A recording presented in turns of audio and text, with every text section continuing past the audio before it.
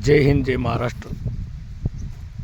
बंजारा समाजाच्या आरक्षणासंदर्भात समिती गठीत करून देवेंद्रजी फडणवीस साहेब महाराष्ट्र राज्याचे मुख्यमंत्री व एकनाथ शिंदे साहेब महाराष्ट्र राज्याचे उपमुख्यमंत्री, संजय भाऊ राठोड, इंद्रनील नाईक, बाबूसिंग महाराज, महंत, विधान परिषद आमदार व घटक बंजारा समाजाचे 5 कार्यकर्ते ज्यांनी आपल्या जीवाची आरक्षणासंदर्भात आहुती दिली, या सर्वांना माझा जय शवाला.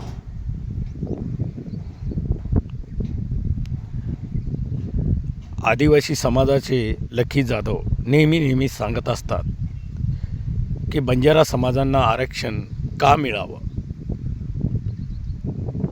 आमची चालीरीती, आमची आर्थिक दृष्टी लक्षात घेऊन व आमचा मागासलेलापणा लक्षात घेऊन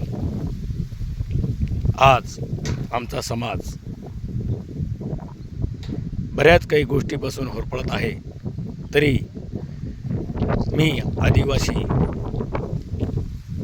मूळचाच आदिवासी बंजारा आहे हे लक्षात घेऊन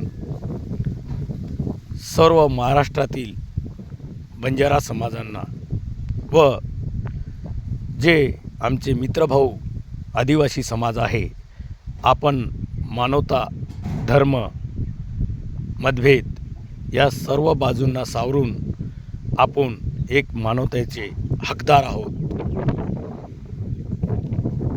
एकमेकावर टीका टिप्पणी करणे हा आपला धर्म नसून डॉक्टर बाबासाहेब आंबेडकर सांगतात की धर्म, जात, वंश, मतभेद, खेदपणा, एकमेकाचा आरोप करणे व जे आर्थिकदृष्ट्याने मागासलेले आहे त्यांना त्यांचा हक्क मिळावा यासाठी अनुच्छेद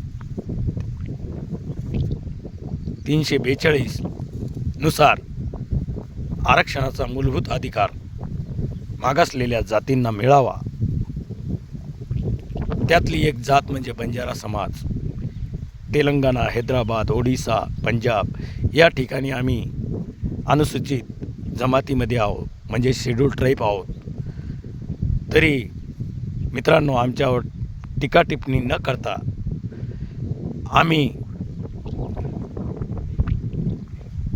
इंग्रजाच्या काळात, मुघलांच्या काळात भटकंती झाल्यामुळे आज आमची दिशा अशा पद्धतीची निर्माण झालेली आहे. तरी मित्रांनो, मी सांगू इच्छितो की आमचा हक्क आम्हाला राज्य सरकार, केंद्र सरकार मिळून देणारच आहे. पण आमच्या नावाने तुम्ही टीका टिप्पणी करू नका, एवढीच कळकळीची विनंती करतो. आणि आमचा हक्क आम्हाला मिळालाच पाहिजे. सर्व बंजारा समाजांना सांगू इच्छितो की एकजूट व्हा आणि